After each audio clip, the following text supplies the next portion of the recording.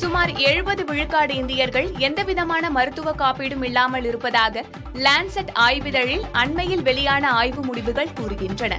டெல்லியை சேர்ந்த அரசு சாரா நிறுவனம் சார்பில் நடத்தப்பட்ட ஆய்வு the Lancet regional health South Asia இதழில் வெளியானது. இதன்படி இந்தியாவில் 15 முதல் 49 வயதுக்குட்பட்ட ஆண்களில் 33.3 விழுக்காட்டினரும், பெண்களில் 29.8 விழுக்காட்டினரும் மருத்துவ காப்பீட்டை பெற்றுள்ளனர். ராஷ்டிரிய ஸ்வஸ்தய பீமா யோஜனா, ஆயுஷ்மான் பாரத், பிரதான் மந்திரி ஜன் ஆரோக்கிய யோஜனா போன்ற மத்திய மாநில அரசுகளின் திட்டங்கள் மூலம் இந்தியாவில் மருத்துவ காப்பீடு பெற்றவர்களின் எண்ணிக்கை கணிசமாக அதிகரித்துள்ளது.